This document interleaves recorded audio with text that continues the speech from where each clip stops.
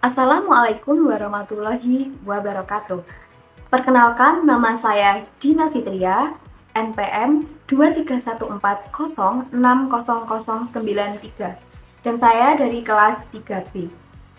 Di sini saya akan menjelaskan mengenai bagaimana sih pelaksanaan pendidikan multikultural yang ada di SDN Darmo 2. Yang mana di SDN tersebut adalah saya melaksanakan PLP 1. Jadi saya akan menjelaskan tentang bagaimana sih pelaksanaan di SDN Darmo 2 terkait pendidikan multikultural. Nah, pendidikan multikultural adalah pendidikan yang mengajarkan kita untuk menerima, menghargai, dan juga hidup berdampingan dengan perbedaan. Perbedaan ini bisa berupa tentang perbedaan karakter, kemampuan, latar belakang keluarga, budaya, kebiasaan, bahkan cara berpikir pada setiap peserta didik. Nah, pendidikan multikultural itu sendiri sangat penting diterapkan di sekolah dasar karena pada usia inilah ya, di pendidikan dasar itu anak-anak mulai belajar tentang bagaimana sih bersikap terhadap orang lain. Dan berdasarkan hasil penelitian lapangan persekolahan atau PLP 1 yang telah saya laksanakan di SDN Darmo 2 di Kota Kediri, itu saya melihat bahwa nilai-nilai pendidikan multikultural itu sudah diterapkan dalam kehidupan sekolah sehari-hari. Meskipun tidak selalu disebut secara langsung sebagai pendidikan multikultural. Pertama ya, jika dilihat dari karakteristik peserta didik, itu di SDN Darmo 2 itu memiliki siswa yang beragam, baik dari segi kemampuan, akademik, karakter, maupun perkembangan sosial dan emosional. Khususnya di kelas 3, kebetulan saya observasinya juga di kelas 3, yaitu ketika saya melakukan observasi lebih mendalam ya, terlihat bahwa siswa itu memiliki kemampuan yang berbeda-beda. Ada siswa yang cepat memahami pelajaran, ada juga yang masih membutuhkan bimbingan lebih, namun perbedaan itu tidak membuat siswa saling merendahkan atau menjelek-menjelekkan temannya ataupun juga mengejek temannya. Nah, dalam kegiatan belajar dan juga bermain, itu siswa kelas 3 dapat bergaul dengan baik tanpa membeda-bedakan teman. Mereka bisa bekerja sama dalam kelompok, saling membantu dan bermain bersama tanpa melihat siapa yang pintar atau siapa yang kurang mampu. Hal ini tuh menunjukkan bahwa sikap saling menghargai sudah tertanam sejak dini yang merupakan inti dari pendidikan multikultural itu sendiri. Untuk yang kedua, pendidikan multikultural itu juga terlihat dari budaya atau bagaimana pembiasaan di sekolah di SDN Darmo 2, yaitu sekolah menerapkan budaya 3S, yaitu senyum, salam, dan juga sapa. Jadi setiap pagi itu siswa menyapa guru dengan ramah, kemudian bersalaman dan juga mencium tangan guru di depan atau di halaman sekolah ketika akan masuk ke dalam sekolah. Nah, kebiasaan sederhana ini tuh mengajarkan siswa untuk menghormati orang lain, bersikap sopan, dan juga membangun hubungan yang baik antar warga sekolah. Selain itu, ada pembiasaan membaca Pancasila sebelum pembelajaran dimulai. Kegiatan ini bukan hanya sekadar hafalan saja, tetapi juga tentang bagaimana sih menanamkan nilai persatuan, kemanusiaan, keadilan. Ya. Jadi dengan membiasakan siswa membaca dan mengamalkan nilai-nilai Pancasila, itu sekolah secara tidak langsung itu mengajarkan siswa untuk menerima perbedaan dan hidup rukun dalam keberagaman.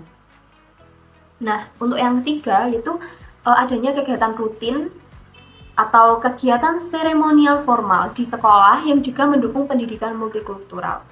Upacara bendera setiap hari Senin, kemudian peringatan hari besar seperti Hari Pramuka, mengajarkan siswa dari kelas 1 sampai kelas 6 itu berkumpul tanpa membedakan kelas, kemampuan maupun latar belakang. Jadi semua itu memiliki peran yang sama sebagai warga sekolah. Nah, untuk yang keempat, itu pendidikan multikultural di SD Darmo 2 itu juga tampak jelas itu melalui kegiatan ekstrakurikuler. Jadi sekolah menyediakan berbagai ekstrakurikuler seperti pramuka, tari, membatik, catur, dan juga rebana. Jadi setiap siswa itu bebas memilih kegiatan sesuai minat dan juga bakat mereka, tanpa paksaan pastinya. Hal ini menunjukkan ya bahwa sekolah itu menghargai keunikan setiap peserta didik ataupun bakat peserta didik. Nah, dalam kegiatan pramuka, siswa itu belajar bekerja sama, saling membantu, dan juga menghargai peran masing-masing anggota. Kemudian pada ekstrakurikuler tari atau membatik itu mengajarkan siswa tentang bagaimana sih kita itu harus mencintai budaya dan juga seni. Baik budaya daerah maupun seni yang modern. Nah, sementara ekstrakurikuler rebana menanamkan nilai religius dan juga kebersamaan. Semua kegiatan ini tuh mendukung pendidikan multikultural karena mengajarkan siswa untuk menghargai perbedaan minat, bakat, dan juga latar belakang budaya. Nah, untuk kelima itu ada peran guru yang pasti sangat penting lah ya dalam penerapan pendidikan multikultural. Berdasarkan hasil observasi, itu guru-guru di SDN Darmo 2 bersikap ramah juga, kemudian terbuka dan tidak membeda-bedakan siswa. Guru memberikan perhatian yang sama kepada seluruh siswa, baik yang aktif maupun yang pasif atau pendiam, baik yang cepat memahami pelajaran maupun yang masih membutuhkan bantuan guru. Kemudian guru juga menggunakan berbagai metode pembelajaran seperti menggambar, mewarnai, kerja kelompok, dan juga proyek sederhana. Yang mana metode ini membantu semua siswa untuk tetap terlibat dalam pembelajaran sehingga tidak ada siswa yang merasa tertinggal atau diabaikan. Jadi hal ini menunjukkan adanya keadilan dalam proses pembelajaran yang merupakan prinsip penting dalam pendidikan multikultural. Selain itu, sekolah juga membiasakan siswa untuk menjaga kebersihan, bekerja sama, disiplin, dan saling menghormati. Jadi kegiatan seperti senam bersama, program Gemayur atau Gemar Makan Sayur, serta larangan membeli mainan di sekolah mengajarkan siswa tentang tanggung jawab, pengendalian diri, dan kepedulian terhadap lingkungan serta kesehatan. Nah, dari hasil PLP 1 yang saya lakukan di SDN Darmo 2, itu dapat disimpulkan bahwa pendidikan multikultural tidak selalu harus diajarkan secara teori saja di dalam kelas, tetapi perlu adanya diterapkan melalui kebiasaan-kebiasaan sehari-hari ketika di sekolah, tentang bagaimana sih budaya sekolah, interaksi sosial, serta sikap guru dalam mendidik siswa. Jadi sebagai calon guru ya seperti saya, pengalaman PLP 1 ini memberikan pelajaran berharga bahwa menciptakan lingkungan belajar yang menghargai perbedaan adalah tanggung jawab guru. Jadi pendidikan multikultural akan membantu membentuk peserta didik menjadi pribadi yang toleran, peduli, mampu bekerja sama, dan siap hidup di tengah adanya keberagaman. Jadi mungkin itu penjelasan dari saya terkait bagaimana pelaksanaan pendidikan multikultural yang ada di SDN Darmo 2. Mohon maaf apabila ada kesalahan kata. Sekian dan terima kasih. Wassalamualaikum warahmatullahi wabarakatuh.